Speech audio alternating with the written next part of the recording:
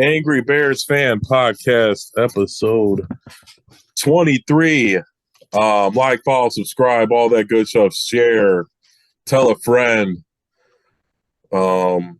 Appreciate everybody's tuning in again. As obviously, little more Bears news this week than last week, but a lot going on. Bulls they clinched at least the play-in tournament, right? Yep. Sox off to a hot start. Cubs not so much. But we're definitely going to get into all of that a little bit. But we'll start off with the Bears and what they got going on. That's what everybody really wants to talk about. That's really the only thing that truly matters. The Bears have had some visits. JSN, Paris Johnson, Tyree Wilson, Jalen Carter, the only prospects we've met with more than one time. They're really the only ones I've seen them when they said more than one time. Who else have they met with? I haven't even seen anything leak out. Saransky, right? Yeah, but there was and I should have grabbed it so we could throw it up on the screen. There was a graphic on Bleacher Report earlier via Twitter that had the list of their top 30 visits. And there was a few people on there that, not necessarily first round people. There was a couple of, second, third, fourth, fifth, everybody of different rounds, at least their grades. So, but, you mentioned these guys being brought in twice. I'm going to ask, even though I already know the fucking answer, who is your preference out of those four guys that you mentioned? JSN. Yeah, but come on.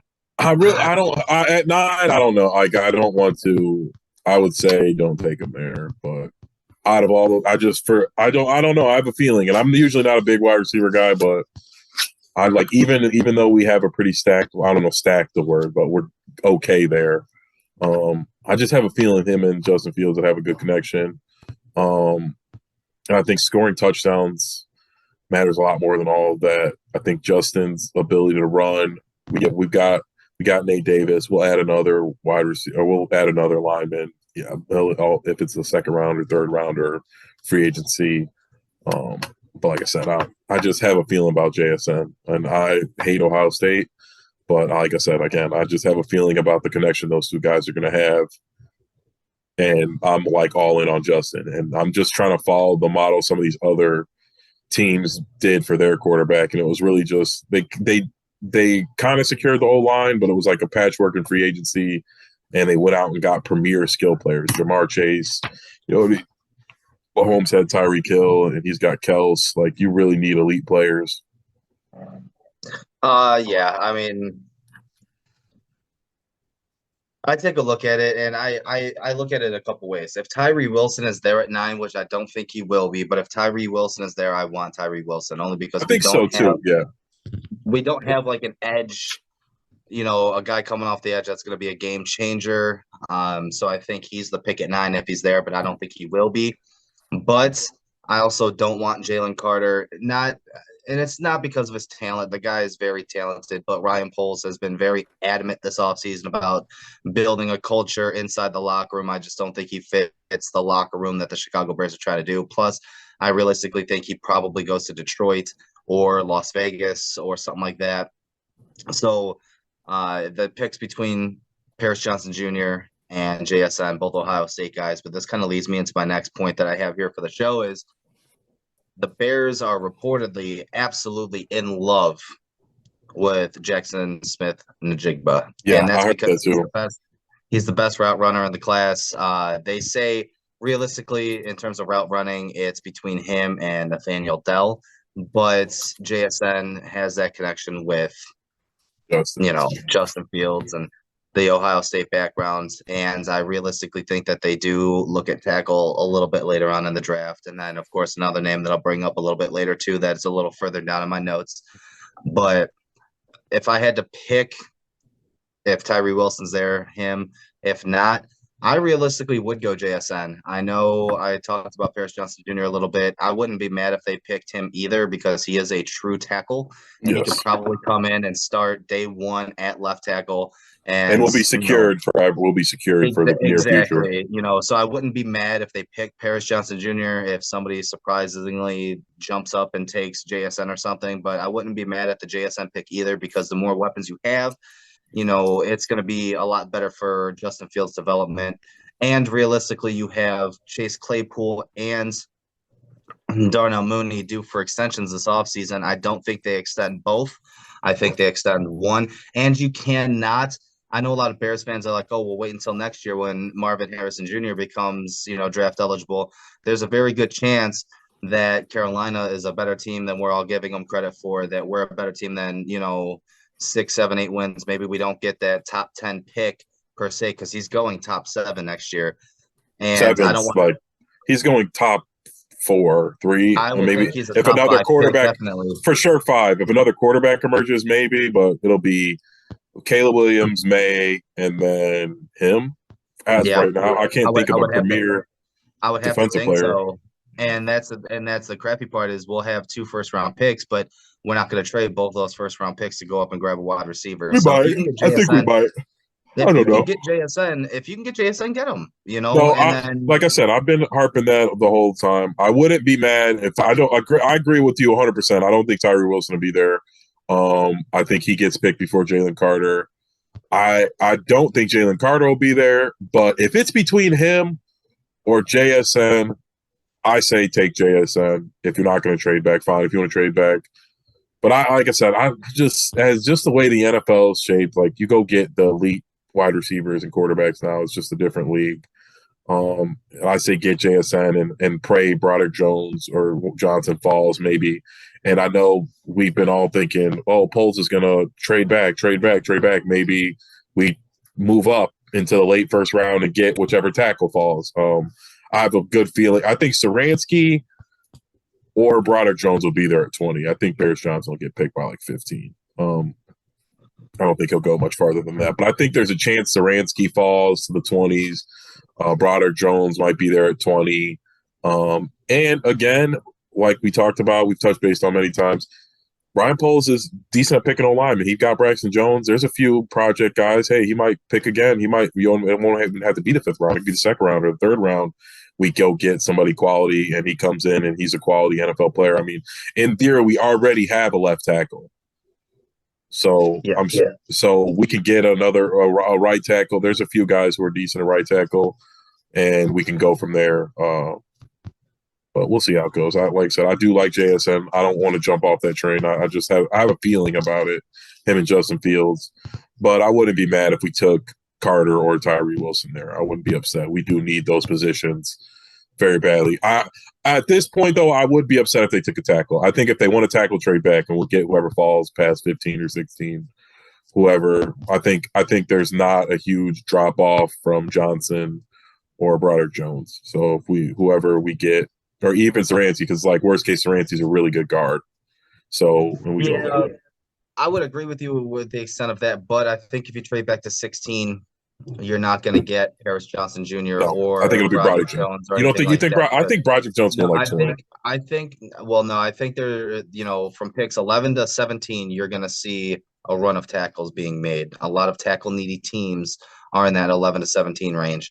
But you spoke about it, so we'll continue on a little bit, because George McCaskey made some comments regarding the number 9 overall pick, saying that if there's somebody that Ryan Poles absolutely loves, he's obviously he's going to take him a 9.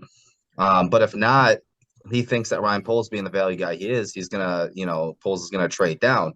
So if Poles does trade down from 9, where's the value at in this draft? Is there any prospect you would take at 9 if all the top tier guys that we were talking about were gone? But most likely, more importantly, where's the value you see in this draft? I think there's a lot of D-line. That's why, if we're at 9, I just feel like we take JSN, because I feel like he's the only guy, if we fall back, we're not going to be able to get. I don't think he makes it past the Packers or like the Jets or any of those guys. I don't know. And I think we'd get we have to hope that Carter falls and somebody wants him. Will Levis, there's a lot of talk that he falls. So it's hard to guess the value of what falling back would even get us. without no like if Levis falls, we might have a lot of leverage. If Jalen Carter falls and we don't want him, I think we'll have leverage there. Somebody might want to jump up to 9 and get him. But I don't know if anybody's going to leapfrog for JSN, if anybody's going to leapfrog for Paris Johnson. But we'll see how it goes. What is it usually like a third? What did the Bears trade up? What did they trade up from 21 to 11 to get Justin Fields? 20 something to 11. Yeah, it And we costed gave up next first, right? Yeah, next first, and I think a third. Yeah. But that was also for quarterback, and that had to come into play. I mean, that is in the play. So I don't know. Where do you think the value's at? There's not a lot of top end defensive talent, like top end defensive talent. Yeah, I agree. There's a lot of mid-tier safety line. Yeah, there's a lot of mid-tier, guys that'll be, 8-9 year pros that are going to be serviceable, but nobody really that's going to, be Hall of Fame worthy, I guess you can say. I mean, it's kind of hard to really decide that, but yeah, the most value I see in this draft is probably at it's a very weak wide receiver class. Again, you got a lot of mids, but I see a lot of value in offensive line just all around, not just tackle, but interior offensive line as well. I think the offensive line class is very deep. There's a lot of raw prospects this year in this year's draft and a lot of blue chip prospects. You take a look at the interior offensive line, and a lot of those guys aren't even projected to go until second, third round. And just because everything else like, like John Michael Schmitz and the kid from Michigan, player of the year. Yeah, like they're talking late second, third round for him, and he's like I said, player of the year, and he's a hell of he's a 10-year career. You know what I mean? He's not. I don't know if he's not Zach Martin, but he's a really good locker room guy, and like I said, can play multiple positions and doesn't get hurt. That's the thing too that I don't understand is that interior offensive lineman, the guard center position, there's more flexibility there because even if you're drafted as a guard, you can always move to center and learn to play center. If you're drafted as a center, you can always play the guard because those guys are relatively around the same size. You don't need the big 6'6", 6'7" frames like you would at tackle, and you don't need the 40-inch arms to play tackle when you're playing interior offensive line. So you can kind of switch. Yeah, it's a little bit different because, of course, if you're a right guard, your right hand's going in the dirt. If you're a left guard, your left hand's going in the dirt. They're not even going to the. Are they even going to the dirt anymore? Do they do hand in the dirt? Yeah, but like I know some things are a little bit different between the right guard and the left guard position, but that's where I see the value is that offensive line, tackle and interior lineman. I agree. That's what I said. I didn't really. I guess you're right. I guess I wasn't looking at that. That's why I said before. I just really don't want to take a tackle at 9 because I just feel like even in the second round, there's guys we can get. And if it's an interior guy, we'll we'll just go with who I forgot who, or we'll move Tevin Jenkins back to right, or give Larry Borum a go again. Like he hasn't got he was bad, but these guys are all also young too. Who knows? Like somebody on our line might have taken a step next year too. Like Tevin Jenkins might be really good. You know what I mean? Borum might take another step. But you know what I mean? Braxton Jones gets any better. You know what I mean? That's a huge need away where we're not have to worry so much about the O-line.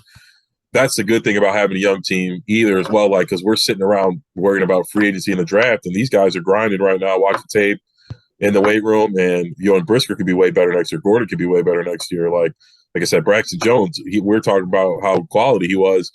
He was a rookie, and with a chip on his shoulder, 5th round pick. I'm guessing he takes another step and he's even better next year. Yeah, well, then he's been working out with Olin Kreutz. Yeah, Tevin Jenkins, if he could stay healthy, you know what I mean? That's we like him, but we really can't even count him. If he's healthy all year and playing good, that's a plus. That's something we didn't have yet last year. So there's some holes we don't have to be super worried about. And like you said, this is a lot of O-line in this draft. And that's also Ryan Poles' specialty. So I don't want to pull the trigger and possibly draft a lineman too high, even though I know we need one. Well, this was a little bit further down my list, but I'll bring it up since we're talking about tackles and free agency anyway, is that former first-round pick DJ Fluker, he was drafted by the Chargers, I believe it was. He's on his way to kind of having an NFL comeback, and he had a private workout for several NFL teams, one of which being the Bears. There were 14, 15 other teams that were there. However, the Bears, along with 7 or 8 other teams, are showing genuine interest in, signing DJ Fluker and giving him a shot. So my question to you is, we've already had a couple of reclamation projects. We had Alex Leatherwood last year. That one so far hasn't seemed to pan out. Would you, if the price is right, which I'm assuming it would be, I don't think he's going to go for too much, but if the price is right and we got $40 million to spend anyway, are you okay with them taking a flyer with DJ Fluker to see if he's got anything left in the tank?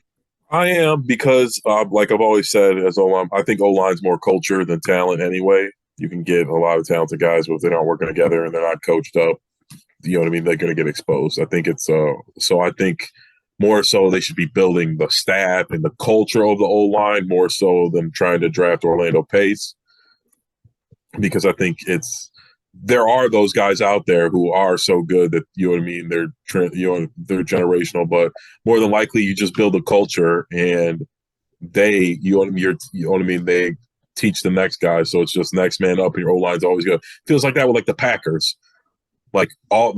We got guys that used to be on their team, they're just good. You're like Bakhtiari's been hurt all year for like every other year, and it's like they do fine. And Rodgers, it's because it's culture. It's, you know what I mean. It's cadence. It's snap count. It's all the team working as one. Though the running backs blocking, the tight ends blocking, and I think you've got to focus on that more than trying to get a blue chip prospect. And I think that's where we're starting. I would agree with you, and I don't mean to cut you off. I would agree with you to an extent. I think the tackle position is probably one of the only positions on the offensive line where talent is going to outweigh culture a little bit, because you have to have quick feet. You have to be somewhat athletic, because there's so many different styles of edge rushers nowadays, whether it be power or speed rushers, stuff like that. If you're a combination tackle and you're able to handle both, that's a very talented individual. Oh yeah.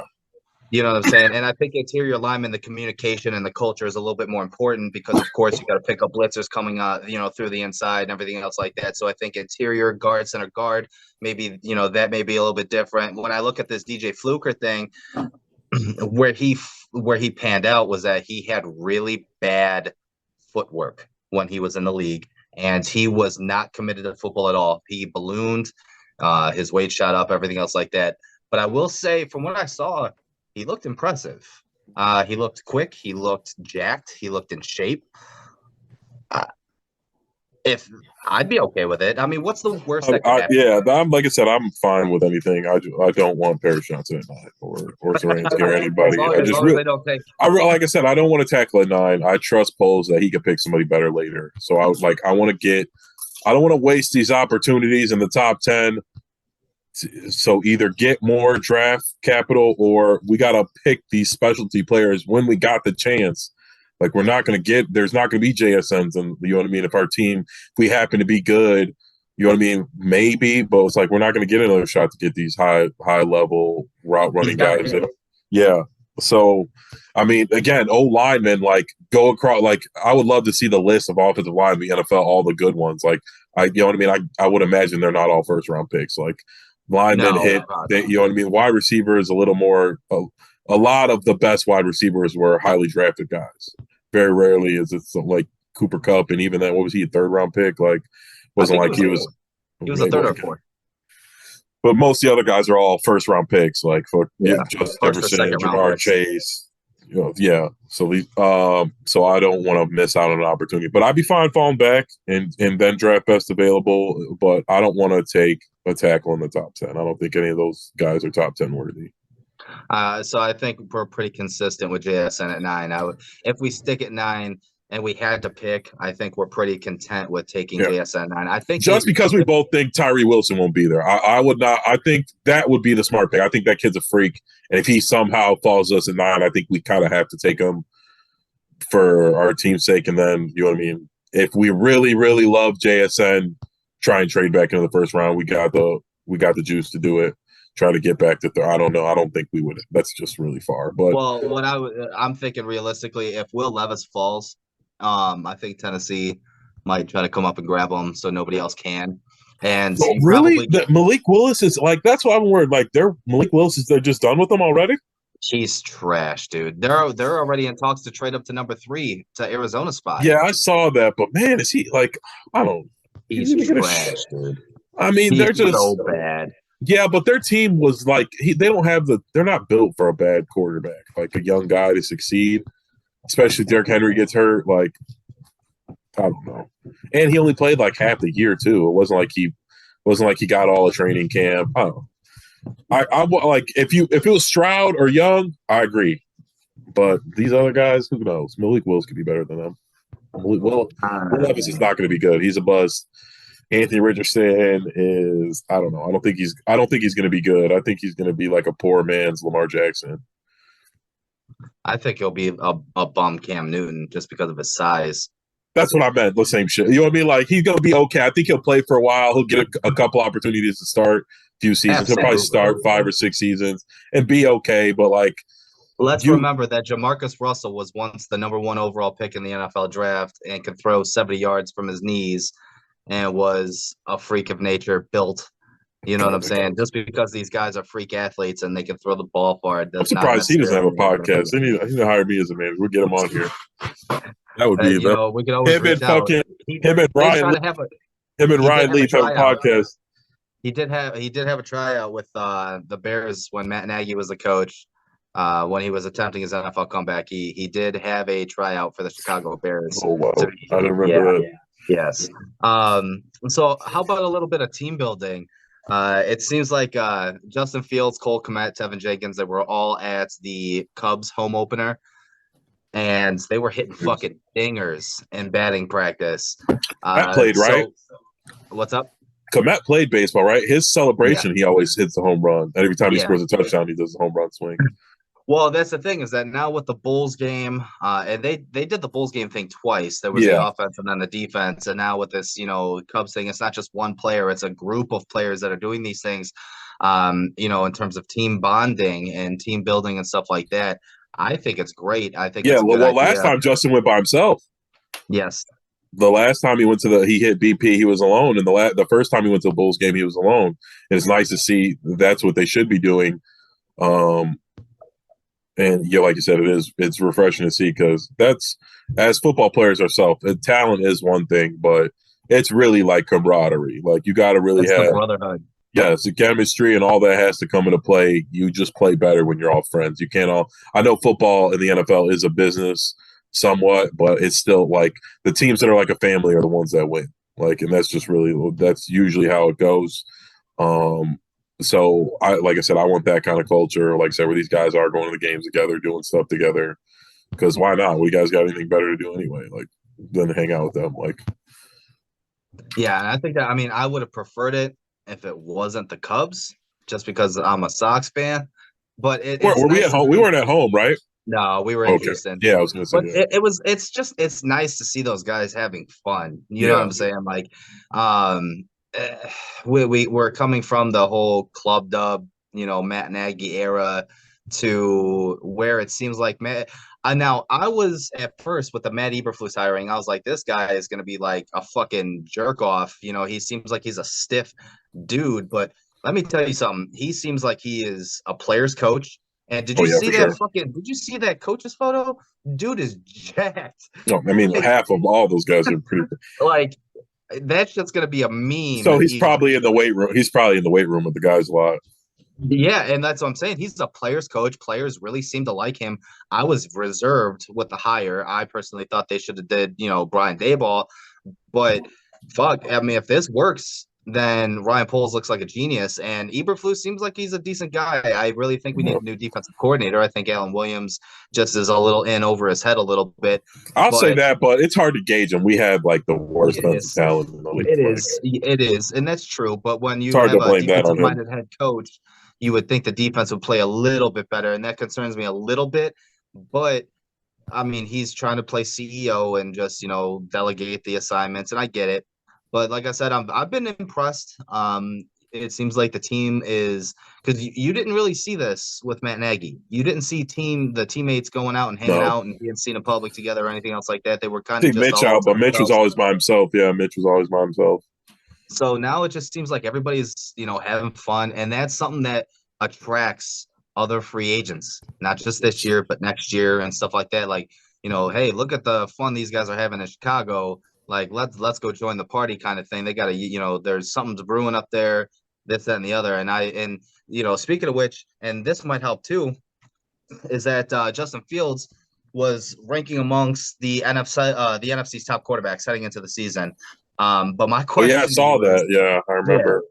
But my question is does that really mean anything with the lack of talent at the quarterback position in the NFC? Because all the top end quarterbacks are in the AFC with Aaron Rodgers going over to the Jets. I mean, it means something for us that like it's not a tough road to the Super Bowl. Like, and once we finish this rebuild, we could be the best team. That we might have the best quarterback. You know what I mean? We might have the best quarterback in the division. Like, Jalen Hurts is only better because he had a good year on a way better team. Like, he's not a like, you know what I mean? If you did a run, pass, jump contest, like he would get fucking cooked by Justin and by every metric.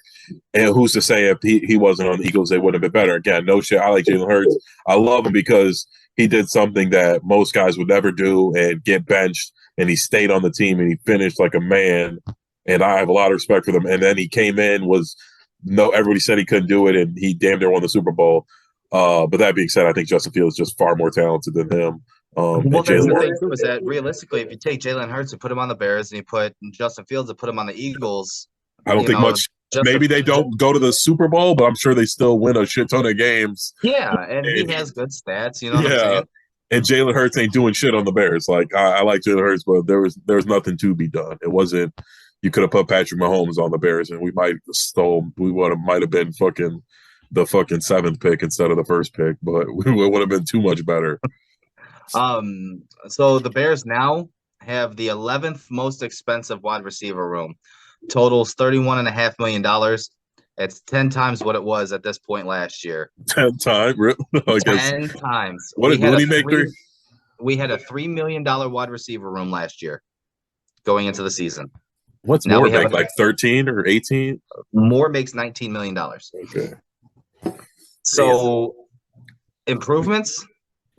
I mean, of course, it's improvements. DJ Moore is a huge improvement. I think that'll help free Mooney up. I think Mooney's best year was when we had Robinson, and even though Robinson wasn't doing shit, he was still getting the bulk of the coverage shifted to him, and Mooney was getting the weaker corner, and that helped him a lot. And he'll get to move around to the slot, and you know what I mean, do other things, and not have the attention on him. Same with Claypool. He was best in Pittsburgh when they were kind of doing like gadgets to him. He's kind of decent run after the catch. He's a big guy. He's really fast, hard to take him down. He's basically a tight end. He played tight end in Notre Dame, basically. He wasn't really a wide receiver. And so that'll open it up to do more stuff like that. And then hopefully, again, Velus Jones will be the 5th option where we can do even more stuff like that, depending on if we get JSN or not. But if we get JSN, that wide receiver room is going to be fucking dirty. Yes, and I'm guessing it's going to be weird. Mooney or somebody's getting traded, maybe. I think they'll keep I think they'll keep everybody, and they just won't extend one. Yeah, whoever doesn't do the best, that'll put a lot of pressure on them to play good too. They'll be in a contract year. Because it'll be JSN, and Moore will be out there every play, and then probably Mooney. And then Claypool will probably have to fight his way back out there.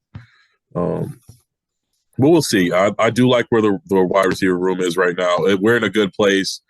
It probably wouldn't be smart to pick JSN, but like I said, I don't know what it is. If it's a higher power or whatever, I just have this feeling that that's who we should pick at 9. And and I hate Ohio State, so that's why for some reason I just know that's what we need to do.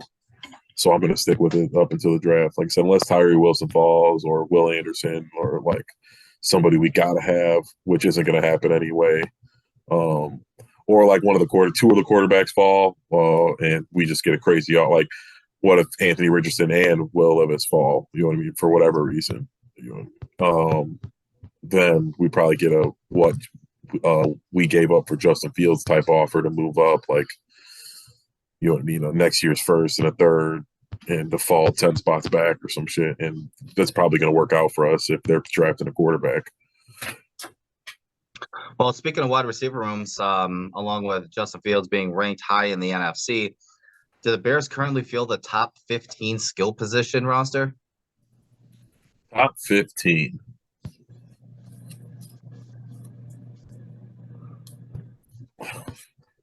I would have to say yes if I'm taking quarterback into account. Yeah, just because he's a weapon. Like DJ Moore is a clear number one. He's got and when healthy, 1,000-yard receiving season under his belt with 80 catches. Claypool's got a 1,000-yard season under his belt too when used within the offense properly. And Foreman's okay. We got a nice 1-2 punch, and Justin Fields, almost shattered records. So it's kind of hard to. Plus, you got Cole Kmet and Robert Tonyan. Yeah, I didn't even say Cole. And Cole Kmet, I like him a lot. He seems like a nice kid, and he's from around here. But I think he's just middle of the pack tight end. I think he's going to have a nice long career. He's good. He's quality. But I don't think. Same with Tonyan. I just think they're guys. But again, I'm fine with extending him. He's our guy, though, and I think that sets a precedent when you keep guys like the hometown guys. I was reading polls that he made that it's not a secret that yeah, it's no coincidence. Yeah, that he's drafted. Like I said, we got Sanborn, we got TJ Edwards now, Tonyan. Well, his reasoning behind it's sound reasoning. I mean, if you grew up rooting for the team that you play for, even subconsciously, you're probably going to give that much. That even bit if it's a little extra. Even if it's a tiny more, yeah. And in reality, they probably are taking a discount. I'm guessing TJ could have got a little bit more than he got. Definitely. Yeah, I think he take a big and I think you have to. Poles has to make sure if he stays for a long time that he makes it a point to pay those guys back. Yes. Not to, you know what I mean? That's what, like I said, I kind of thought we had an opportunity. I thought we kind of should have kept David Montgomery. I really did. Based on what the moves we made so far, I we got the money. He's been through 2 regimes. He was like our rock. And I would have just said keep him. From what I read and from what I understand, and this is coming from Ryan Poles' mouth, Ryan Poles said that they were fighting with Minnesota and Detroit to re-sign David Montgomery, and they even offered David Montgomery the same amount of money that that Detroit offered him when he signed, and he just chose to sign with Detroit over Chicago, which whatever, not a big deal. Maybe he wanted a little bit more, but So, I mean, Justin Fields, DJ Moore, let's talk about this connection a little bit. What are your realistic stat expectations? I mean, does Chicago have a shot at 2 1,000-yard receivers this year as well, or what? 2, no. I don't. We'll see. I'm expecting Justin Fields to get at least 3,500, and then like 1,000 rushing yards, something like that. 800 rushing yards, something like that. I don't know. So I guess in theory, we could have 2 1,000-yard guys, but I'm thinking more like DJ Moore will have like 1,400, and then Mooney will have 700-800. Kmet will have 700-800. Claypool, same thing. And need Dallas Jones sprinkle in a couple hundred there. But like I said, I don't know if we got JS. If we get JSN, then yes, I think we'll have JSN and DJ Moore. Because I mean, if we're bad, that means we're going to be throwing a lot. And well, I realistically think that if we are going to have 2, it is going to be DJ Moore and Darnell Mooney, because the way I see it is that you're going to have Claypool and Moore on the outside with Mooney playing the slot. And I think you'll have Mooney playing the slot opposite DJ Moore. So whatever side Claypool's on, I think is the side that Mooney goes and lines up in the slot most of the time. I just feel like the slot is going to be more of a check. I mean, Darnell Mooney could probably have upwards of 100 catches this year. I don't know. From the slot. I don't think we're going to pass that much. I don't think we'll run that much with Justin, but I just think, and I don't think we're going to. I think we're going to be winning some of these games too. So we're not going to be like. We'll be running. But there's also with the offense that we run, a lot of the slot, are kind of just hitch routes anyway. Yeah. Hitch comeback routes, stuff like that, little 5-yard, 7-yard, and it's a lot of run after the catch, which Darnell Mooney's pretty good at. So, I mean, like I said, he could play like a Danny Amendola role, Julian Edelman, and that kind of offense where, he's just getting a ton of catches and it's not, a lot of stuff on the spreadsheet, on a stat sheet, whether it be, 10 catches, 100 yards, you know what I'm saying? Yeah. But he can have a good season. I think No, if there's going to be two, I think if potential there's going to too. be 2,000-yard wide receivers, it's going to be Mooney and Moore. Yeah, I think we'll Um, see the best version of Mooney this year. oh yeah, I definitely think so too. I think the DJ Moore effect. We talk about the Patrick Beverly effect with the Bulls. The DJ Moore effect is going to be unreal here in Chicago, and I think we're going to notice something because, like you mentioned, with Allen Robinson and Darnell Mooney, we have DJ Moore, who's a true number one, but we also have Claypool. I'm trying to think of the last time the Bears had three legitimate options at wide receiver. Brandon Marshall, Alshon Jeffrey, Bernard Berrien, I think was maybe the Was last Barron with time. them?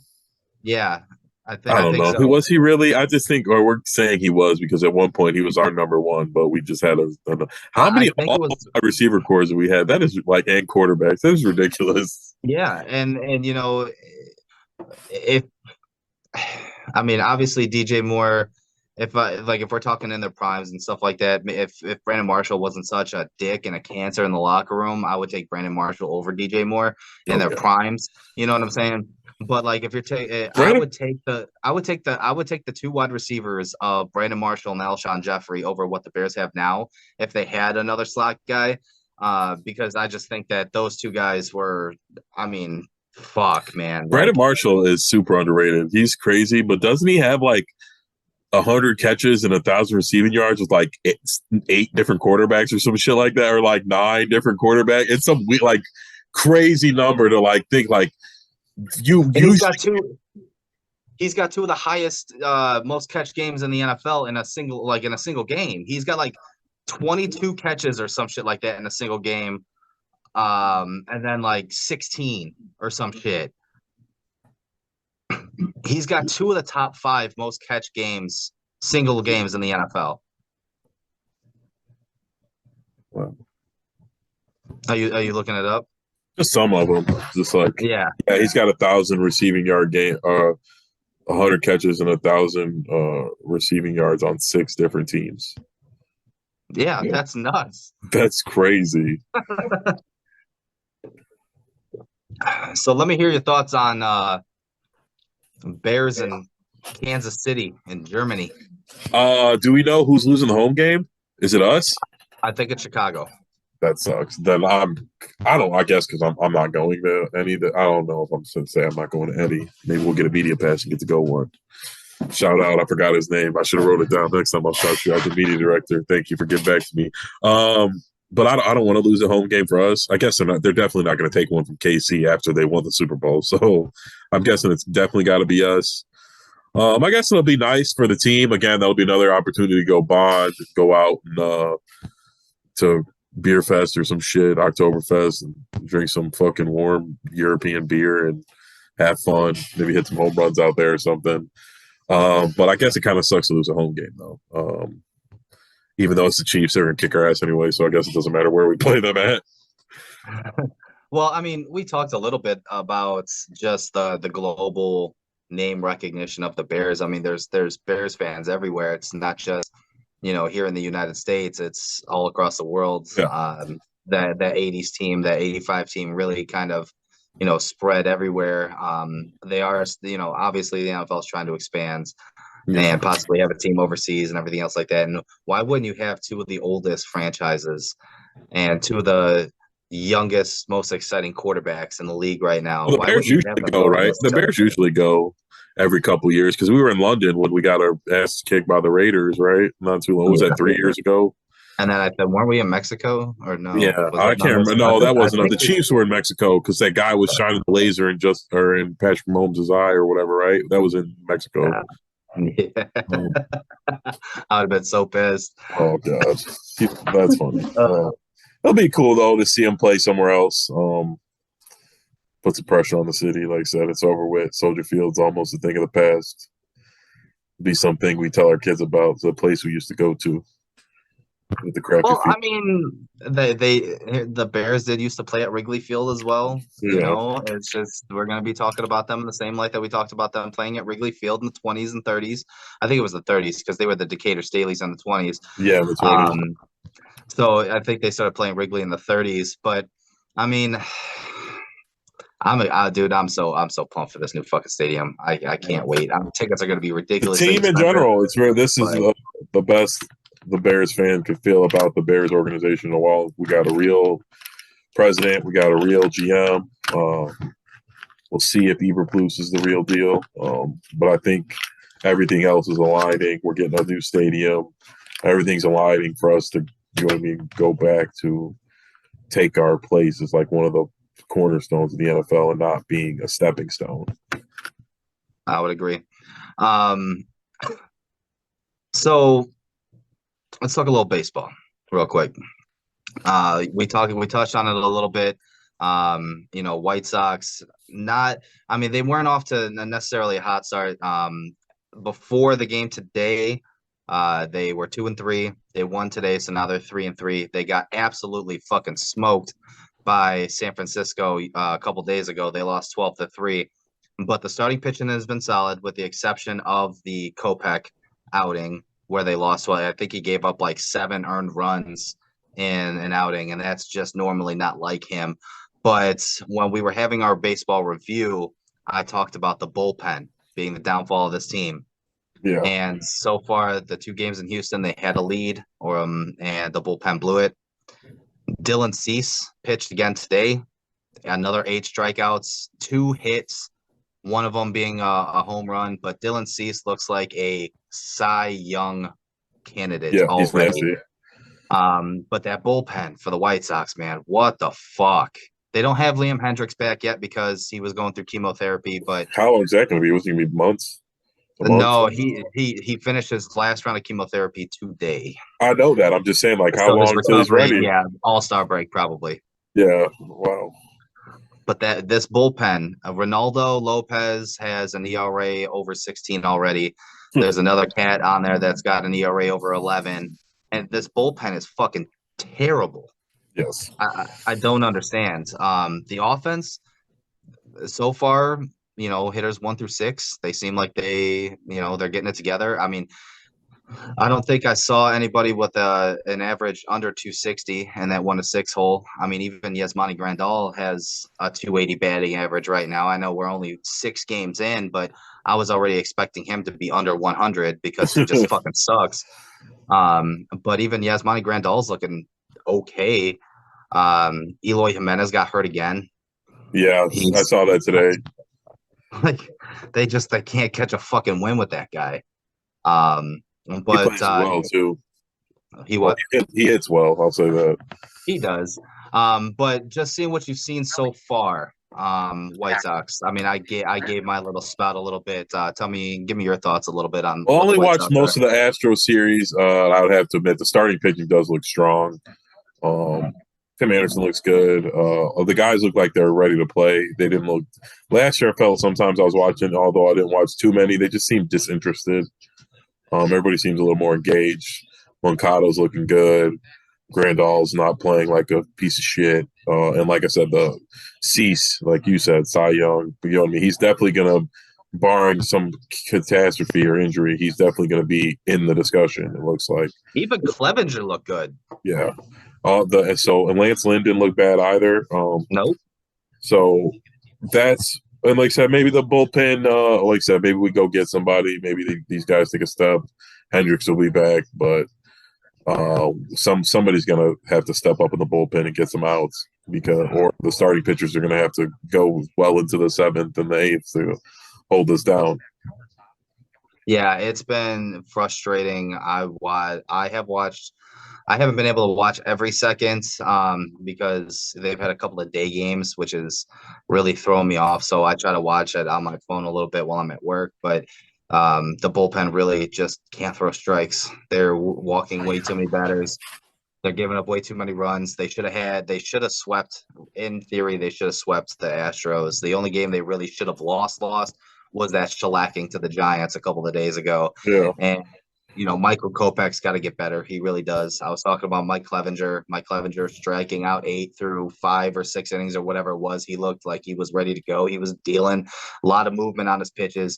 Dylan C struggled with his command a little bit today. He only gave up 2 hits, sure, but he also gave up 5 walks. And that's one of the things that you kind of you're getting with Dylan Cease is that He has a lot of movement on his pitches. He doesn't throw a lot of strikes to begin with. He's a chase ball hitter. Usually when he's got two strikes on a batter, he will try to throw pitches outside of the zone to get them to chase, and that does usually result in a lot of walks, but it usually, a lot of strikeouts as well. So Dylan Cease definitely Cy Young candidate. Lance Lynn looked really good. He only gave up a couple of runs in his outing. I think he's got a 3 ERA through his first start. Clevenger looked good.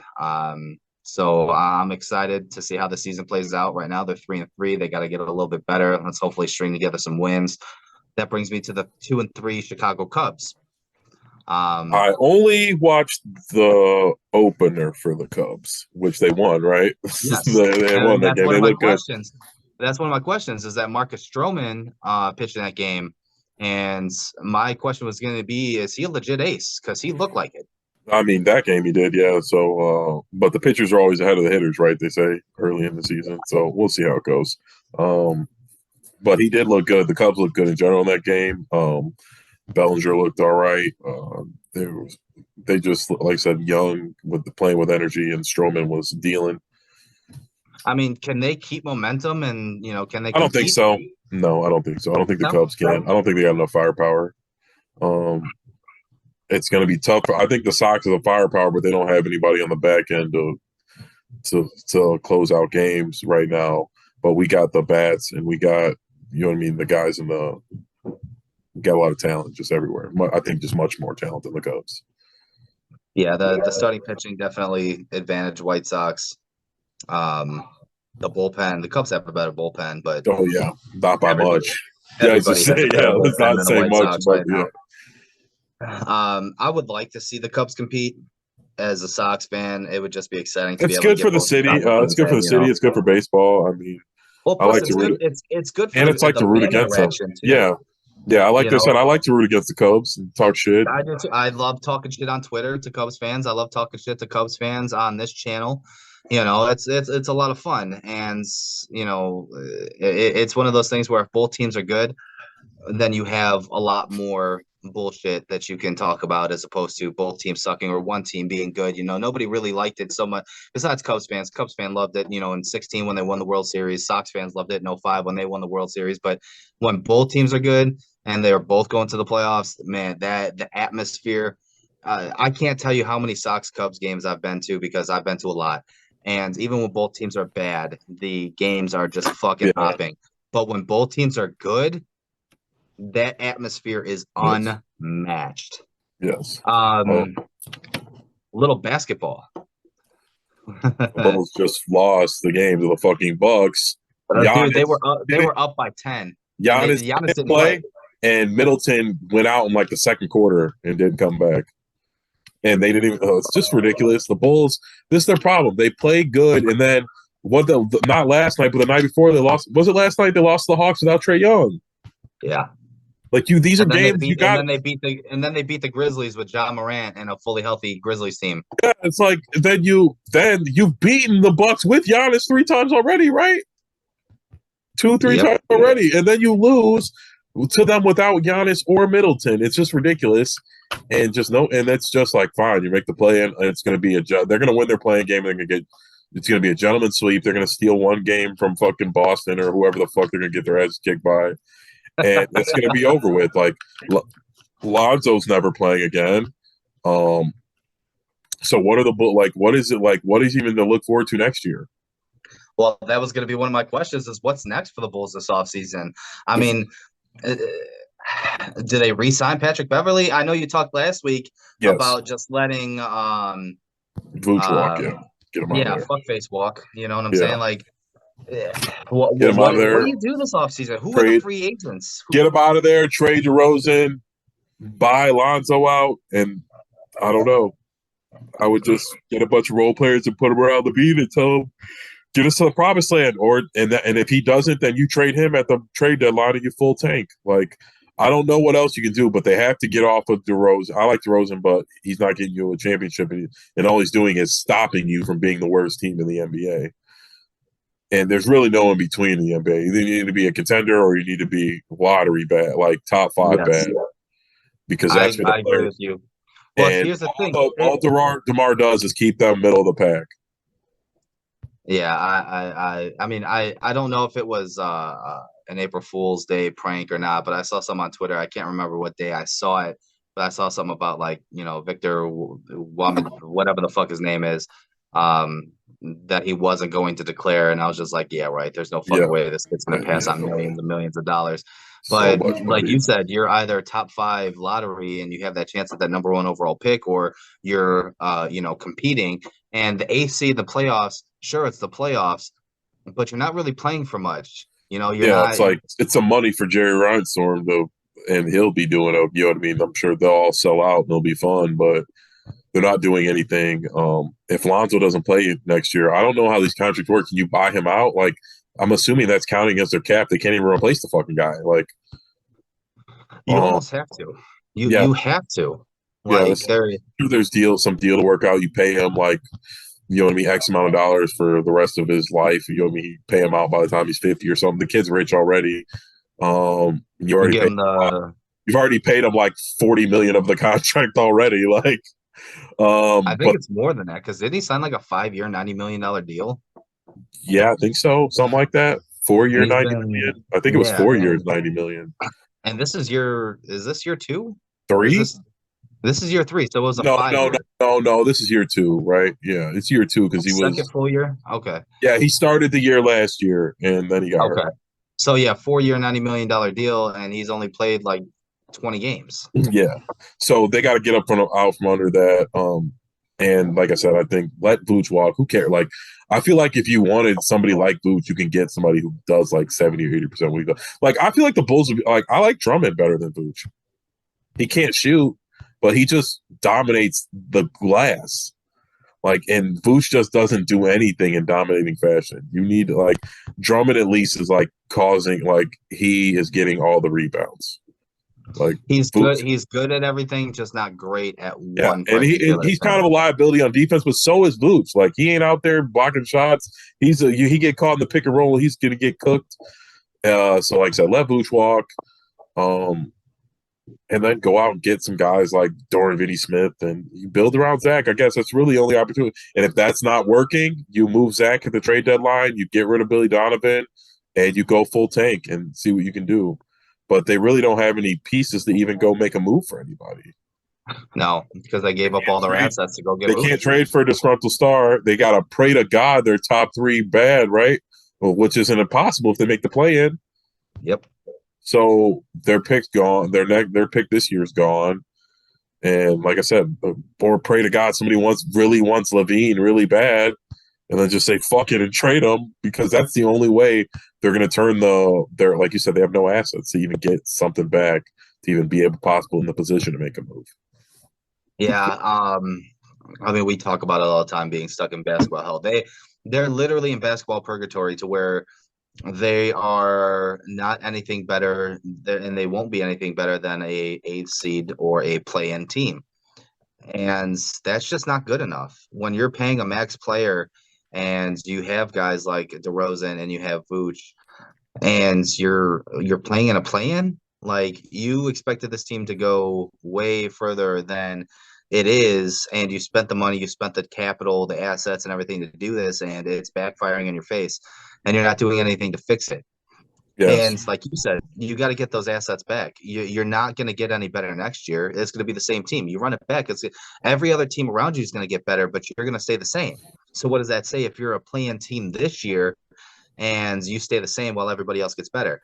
And like you said, next year's pick is gone too. I think next year's pick is the last one. So if you're not top three, you're fucked.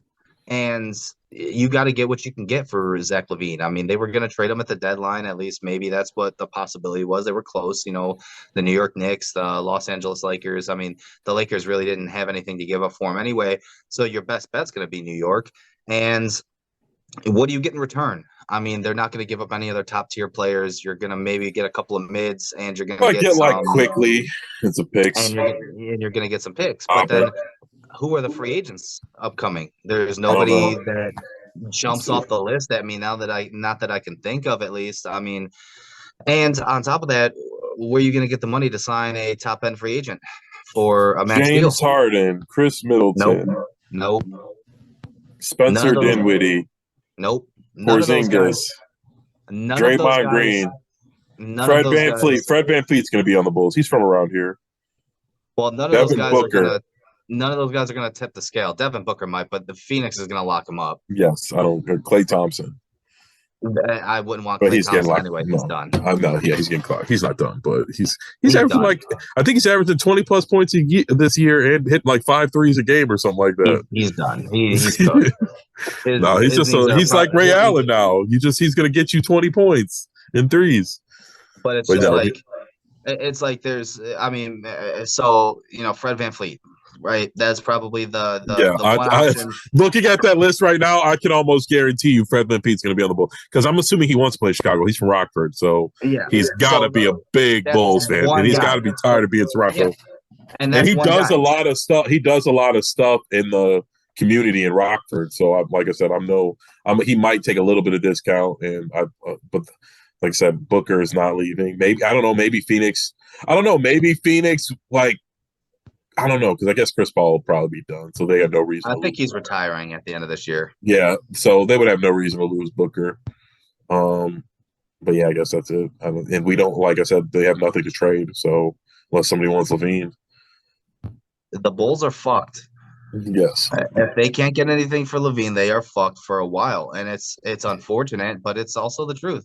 And we have to. We shouldn't accept the fact, but we kind of have to be realistic and think about it is Jerry Reinsdorf and ownership for the Bulls as well as the White Sox. He's just never been one to make the splashy move, and we may just have to suck it up. And It sucks, but it's the reality. And until things change, I mean, I think if he's going to sell one team. Well, I can't even say that because he's a bigger baseball fan than he is a basketball fan. I think if he did sell a team, it'd be the Bulls, not the White Sox. He's much more willing to make a move for the White Sox. He never does shit for the fucking Bulls. Yeah, he never okays any big Bulls deal. Like the Sox have done dumb shit a bunch of times, or big move like so we traded Chris Sale. We've always signed aging, like veteran, big, to be our DHs. Ken Griffey Jr., Jose Canseco, Jim Tomei, Manny Ramirez. Yeah, Manny Ramirez. But yeah, I mean, he is a bigger baseball fan than he is a basketball fan, and that's self-admitted. But I really think his son Michael's taking over the Bulls. But either way, if he does sell a team, I do think it would be the Bulls. But he's just he's not one to open his checkbook to make that splashy move, and it really it sucks, man, because I want Chicago sports to be back. I want it to be back bad to the point where there's not a season that goes by where I'm disappointed in watching one of my teams. I want all of my teams to be in it. From beginning to ends, I want to make a playoff run with the Bears. I want to make a playoff run with the Sox. I want to make a playoff run with the Bulls. Like to have what Boston has, I'm so jealous of Boston fans. The Sacramento Kings, what they have, light the beam, baby. Clinch some guy bet $25 or $25 that the Kings would win the division at the beginning of the year. He won $10,000 on a $25 bet, I believe it was. How you should have made that bet. I don't know why. You normally I usually do something like that, but they beaten me into submission. I would never bet that they were going to win fucking win 58 games. I was confident they were going to make the playoffs, though. I didn't bet that, but I would have bet something. Like the odds just weren't be super crazy. But I was very confident they'd make the playoffs, but I think they would be the 2 seed and win the division, though. So but it sucks because they're going to end up having to play the Lakers, and as much how washed I think LeBron is. I guess washed isn't the word. His lack of defense. That's not the right word. Yeah. He doesn't play defense anymore. He's not two-way stud anymore. He just gets points. Yeah, and here's the thing, though. I mean, you're playing a fragile Anthony Davis, and really, it's just LeBron. I don't know who the white boy is on Los Angeles, but Austin Reeves. It seems like every year they have like a unknown white boy just come out of the mix Because they for have Los to, Angeles. because fucking their roster's in shambles, and they have to have a kid on their team who plays for fucking 50 grand and like So it was fucking a LeBron's couple years leftovers. ago. A couple years ago it was Alex Caruso. Now this year it's Austin Reeves. Like it's just, and he's gonna get paid. That He's a year free got agent. Caruso paid. He's so overrated. He's okay. Caruso plays with energy, which I like, but he sucks. I remember at one point of the year, I literally had like I watch a lot of Bulls games. I was watching the Bulls game while we were doing this, really on silent. But there was like 5 games in a row where I didn't see him make a jump shot. 5 games, like just not doing anything. He's like he needs like a LeBron. He was really good with Lonzo because Lonzo gets you where you're supposed to be, and Lonzo, like him and Lonzo playing defense together, like he needs a teammate. Oh man.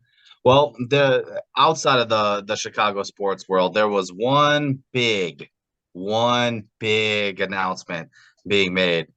And I'm gonna change the picture here. As you can see right there, boom.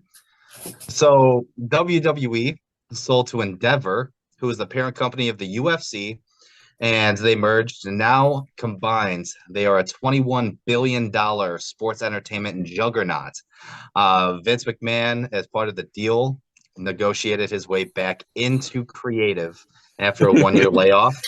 And there's been multiple reports of a lot of high end talent disgruntled and already saying that they're going to be prepared to request a release if McMahon continues to overrule Triple H in the creative booking. I mean, we're talking guys like Drew McIntyre, Seth Rollins, Bailey. These are very popular high level names. So with this merger, I'll just make it quick. A couple of questions. We won't talk about the fact that Vince McMahon in this picture looks like a vaudevillain, a silent film era, bad guy. But realistically, man, is this the end of the WWE as we know it? No, I don't think so. Like they have so many scares, they get it together. Vince loves the WWE as crazy as he is. If he really was fucking at all, he'll step down again, let Triple H run it, and then 2 years from now he'll try and get back in there. They had to force him out last year after that hush money scandal. He doesn't want to leave. I mean, this past Monday. So, all right. So, a little bit of background, real quick, and I didn't mean to cut you off, but this is what I No, was I talking mean about. you know better than me. I'm on the outside looking in, so I didn't know. I kind of thought I didn't know he was had to be forced out. I thought he kind of like Yeah. left. Well, this is the thing. All right. So the Monday Night Raw after WrestleMania. Growing up, we knew it as one of the best Monday Night Raws of the year because of all the surprises and the returns and all this other stuff. Well, this sale went through, and Triple H already had a game plan, a script of how the show was going to go and everything else like that. Well, Vince McMahon was put back in charge to oversee everything. I guess all final decisions go through him. Well, this past Monday on Raw, the Raw after WrestleMania, like Seth Rollins during a commercial break, you saw a production crew go up to him and pretty much tell him that his segment was getting cut. He was visibly frustrated. A lot of talent in the locker room was saying that there were constant rewrites and changes all throughout the show. Brock Lesnar at the end of the show, coming back and giving the double bird to everybody in attendance, pretty much. Like it's a lot of hostility backstage right now because people don't want Vince there. They've seen what Triple H has done with, for the product over the last year that he's been in charge. And, a lot of the pushes and a lot of the storylines, it's actually been very competent as opposed to, Vince pushing these giants all the time. It's kind of changing a little bit with Triple H, and a lot of the roster is taking a look at Vince McMahon like, oh man, it's going to go back to the old ways. And it was a lot of shitty storylines and a lot of shitty booking. But the constant rewrites and the canceling of segments and the cancellation of matches out of nowhere on Monday led a lot of talent to be very frustrated and very pissed off. Yeah, I didn't know much about that. Thought WrestleMania was okay. Oh, WrestleMania was great, but that was a Triple H thing. That was Triple H's like last. It was his first and only WrestleMania that he was in charge of. But yeah, Monday Night Raw was all Vince.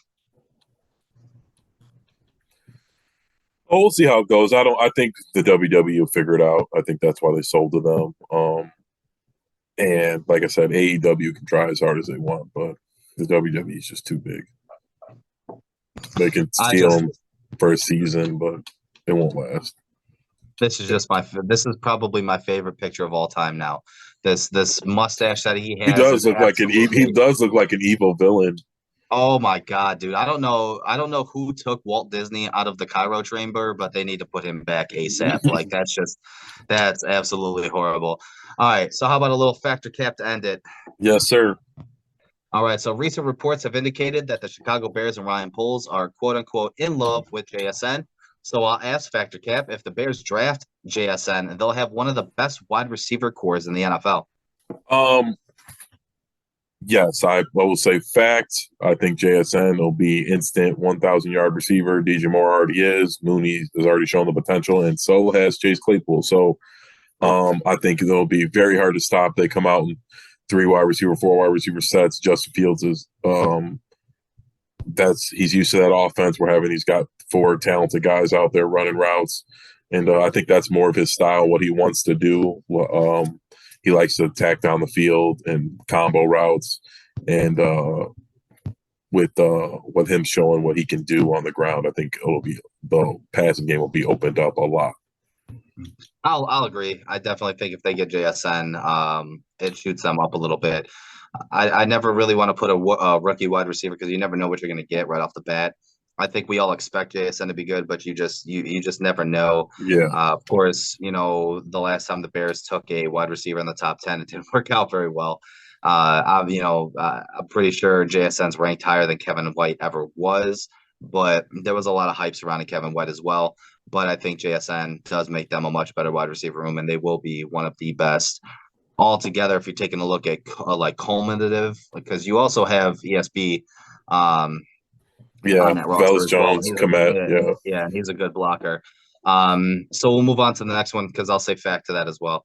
Jalen Carter, we talked about him a little bit, was among 4 prospects brought back to Chicago for his second visit. With the concerns with his attitude, his maturity, his character, etc., still in effect, I asked Factor Cap if Jalen Carter falls to the Bears at number 9, they will draft him. I think fact. As much as we've said, I think we want JSN. I just think that Poles wanted him. I think Poles, if he was forced to stay at one time, he would have took Jalen Carter. So I think if he falls to 9, we will be getting them. If we pick at 9, I think him falling to 9 might trigger a scenario where people might want to come up. But if we're taking the pick at 9, I think he takes Carter. If he's there and we're there and we're picking, he takes him. There was a report from somebody on ESPN. I guess it was an insider. I can't really remember. Or no, I think it was his agent. I think it was Drew Rosenhaus that said that in conversations with teams, there was one team in the top 10 that said that they are going to be drafting him. So whether it be, the Bears or whatever, whoever that case may be, he's going to go top 10. I thought I saw the Eagles told him that if he's there when they pick, what do they have, like 11? Don't they have somebody else's first or something? He's not meeting with any teams outside of the top 10. Okay. None. So it was definitely a top 10 team. I don't want it to happen, but realistically, he is a very talented player. He's the best, overall defensive player on, in the draft. So if they take him, I really hope he has his shit together. I want to say Cap so bad, but I just have this feeling that they're gonna be like, look at the locker room we have. We can make them adjust. We have a better locker room than we did, last year or the year before, or whatever. Got a little bit more veteran leadership, which is why I think he signed a lot of guys from Tennessee because, playing for a Mike Vrabel team, you kind of learn that leadership and that, no nonsense style of football. And I think that translates well to what, Matty Eberflus and Ryan Poles are trying to build in Chicago. So maybe, I don't know, I want to say Cap, but I think that the talent might just be a little too much for Ryan Poles to say no to, and he ends up taking them. So ESPN analysts, we talked about it, have Justin Fields ranked near the top of the NFC's quarterbacks going into the season. After much of these same analysts, by the way, were suggesting that the Bears trade him in the offseason and take a quarterback number 1 overall. So I'll ask Factor Cap, Justin Fields is a top 5 quarterback in the NFC this upcoming year. And the NFC, 100%. But that's not saying much because the NFC is pretty trash at quarterback. But yeah, 100% cat or fact that he is top five in the NFC. And I think he's got high potential to be one of the better, one or two, if you know what I mean. If everything goes to plan, if we, you know what I mean, we fill that hole in the line with somebody uh, serviceable, more than serviceable, but they don't got to be elite, but somebody who can, you know what I mean, do their fucking job. And DJ Moore does what he does, and a healthy Mooney does what he does. I don't see what, like I said, Justin Field, that's 2,000-yard receivers, 800 receiving yard tight end. What Komet have 8 touchdowns? He's good at they're good at drawing up stuff, getting him in the end zone. And on top of Justin Fields rushing for 800, you know what I mean? I'm guessing he won't go for the record next year, but I'm guessing 500 to 800 rushing yards. He's probably going to get, what was he getting, 100 a game last year? Yeah, something like that. He's going to get, he'll be getting more like 50 or 60. I mean, you can't just not do that because it's just such a weapon. But I'm guessing he'll be getting 50 to 60 rushing yards a game, and he'll pass for 3,500 total yards with 2,000-yard receivers. Well, there is one ESPN analyst that has him as the number 1 ranked quarterback in the NFC going into next year. I can't remember who it was. But I'll say fact as well, just because there's not a lot of talent there in the NFC. I mean, you're probably looking at Jalen Hurts. Fuck, man, off the top of my head, Kirk Cousins. I can't really think. You know what I'm saying? I know Kirk Cousins is ranked somewhere, Golf. but You always say golf. What happened? You always say golf's better than Justin Fields. I know. Well, because last year, the closer the season gets, it's like fuck what last year. It's like Jared Goff. I'll tell you what, though. I will say this: if Jared Goff can produce even somewhat remotely close to what he did last year, and the Lions make the playoffs, he's in the MVP conversation. I promise you.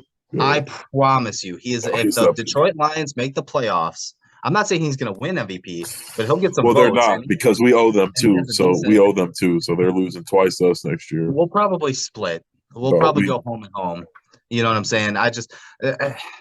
I'm not a Detroit hater by any means, but I just think they're building something special up there. Dan Campbell, I think, is a really good coach. He's very underrated as a head coach, and if they take Jalen Carter and if they solidify that defensive line, if they take Jalen Carter and fuck around, take him at 6, and they have another first-round pick, they could probably shore up and get the cornerback that falls at 18. They're going to be a pretty good fucking team to fuck with. You know what I'm saying? It just all depends on how Jameson Williams plays and stuff like that. Like, oh yeah, I forgot about it'll be interesting. We'll see. The Vikings are on the decline. They're still probably the best team because they got the veterans. Overall, yeah. But they lost. What's his name? Kendricks. Has he signed anywhere yet? Eric Kendrick. I don't think so. No. No, he did. I think he signed with Los Angeles, the Chargers. And I thought Harrison Smith is on. They might cut him. He makes a lot of money. He restructured.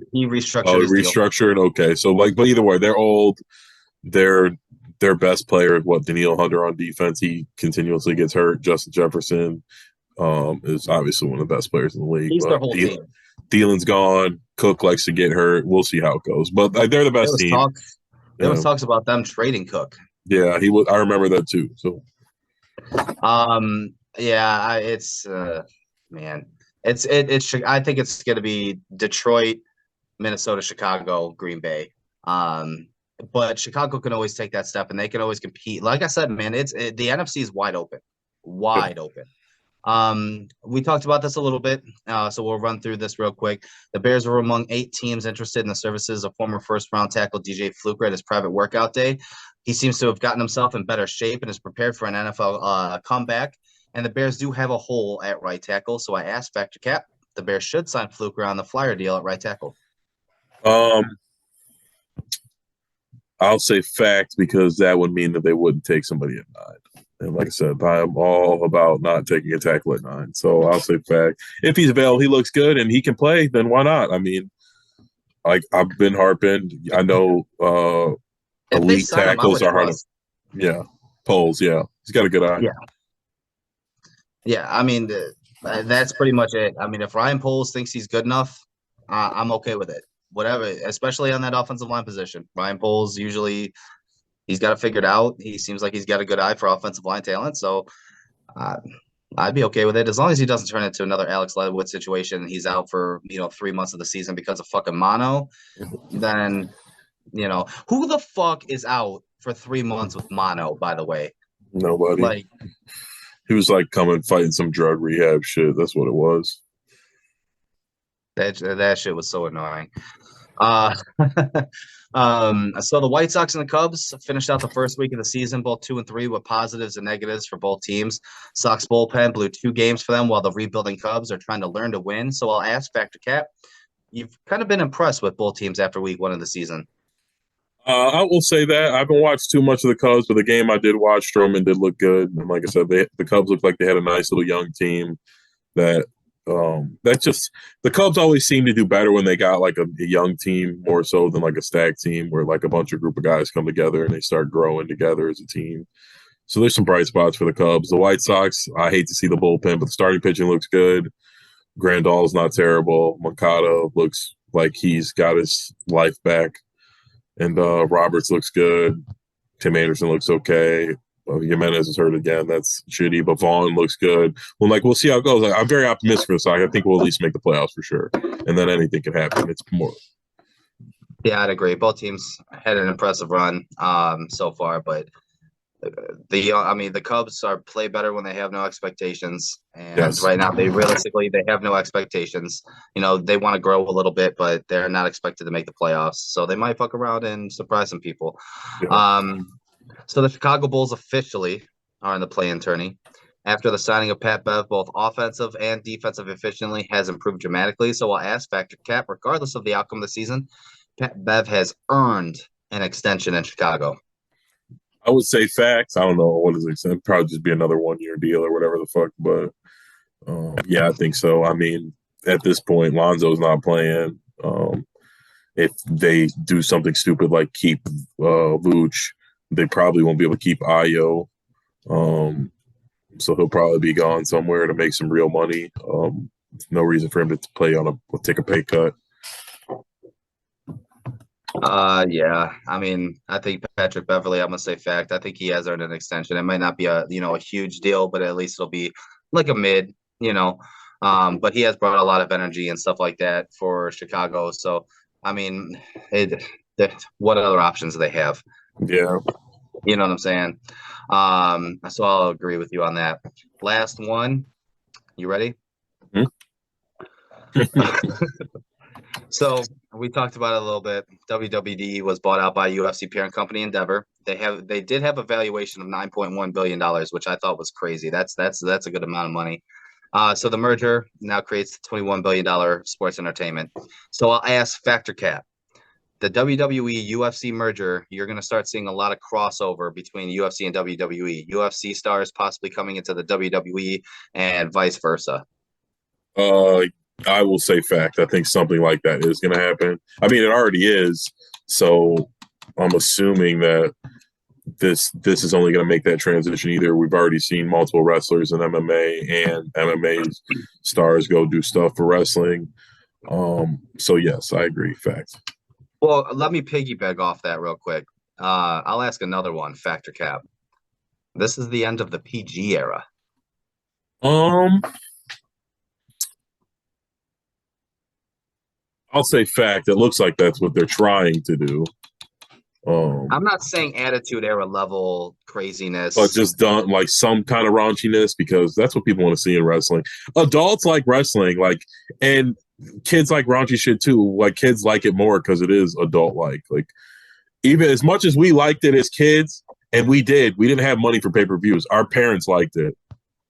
Like my grandma loved wrestling. Like so, and she got every pay-per-view, WCW and WWE. So that, you know what I mean? So that's what people forget about it too. It's like, yeah, we loved it as kids. Obviously, we don't got no money.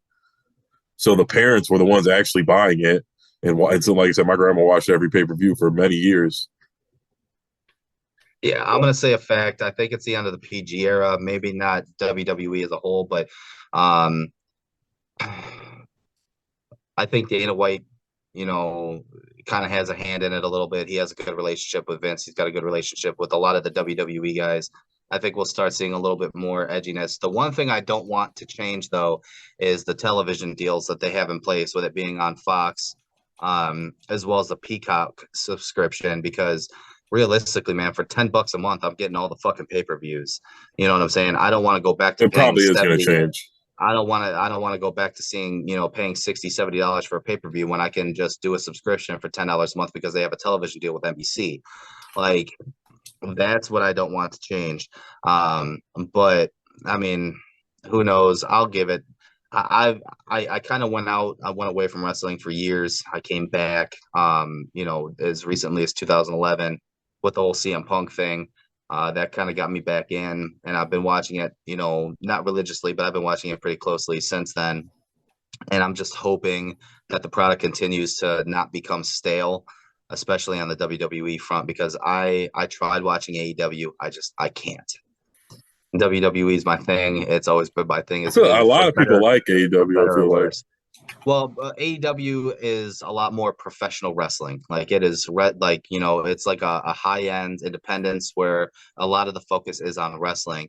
At WWE, as they say, is sports entertainment. They are more storyline based as opposed to, wrestling performance based.